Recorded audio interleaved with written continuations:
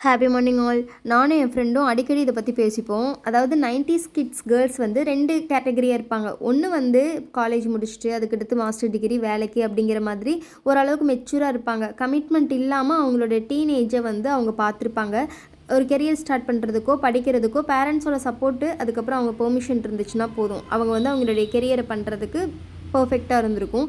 இன்னொரு கேட்டகரி வந்து காலேஜ் முடிச்சதையும் கல்யாணமாக இருக்கும். ஏர்லி மேரேஜில் இருக்கிறவங்க எப்படி நாள் போயிருக்குதுன்னு தெரியாது. டீனேஜ் எந்த மாதிரி போச்சுன்னு கூட தெரியாது.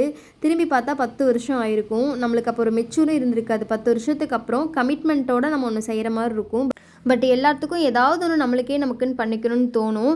நம்ம வீட்டில் ஹஸ்பண்ட் கிட்ட எல்லாத்துக்கிட்டையும் ஓரளவுக்கு மெச்சூராக நடந்து அதுக்காக சண்டை இல்லாமல் உன்னை கொண்டு போகிற மாதிரி நம்ம மென்டலி ப்ரிப்பேர் ஆகிக்கணும். அது எந்த வேலையாக இருந்தாலும் சரி, நீங்கள் ஒர்க்குக்கு போகிறீங்க, ஸ்டிச்சிங் அந்த மாதிரி எதுவாகவே இருந்துட்டு போகுது. அடுத்து போகணும் அப்படின்னா அந்தளவுக்கு நீங்கள் மென்டலி பொறுமையாக ப்ரிப்பேர் பண்ணி அவங்கக்கிட்ட சண்டை அதனால் நம்ம ஃபேமிலி லைஃப் பாதிக்காத மாதிரி அடுத்து அதை கொண்டு போகிற மாதிரி நீங்கள் எதாக இருந்தாலும் சூஸ் பண்ணிக்கோங்க. இப்போயும் விட்டுட்டோம் அப்படின்னா செகண்ட் இன்னிங்ஸ்னு சொல்லுவாங்கள்ல, இப்போயும் விட்டுட்டோம் அப்படின்னா அதுக்கப்புறம் நம்மளுக்கு பயம் வந்துடும். பசங்க ரொம்ப கடகடான்னு வந்துடுவாங்க. +2 10th அப்படின்னு வர்றப்போ இன்னும் எதுவுமே செய்ய முடியாத மாதிரி போயிருக்கும். ஸோ இந்த 5 இயர்ஸை நீங்கள் கற்றுக்கிறதா இருந்தாலும் சரி, அடுத்து கெரியரை ஸ்டார்ட் பண்ணுறதுக்கும் பெஸ்ட்டாக யூஸ் பண்ணிக்கோங்க.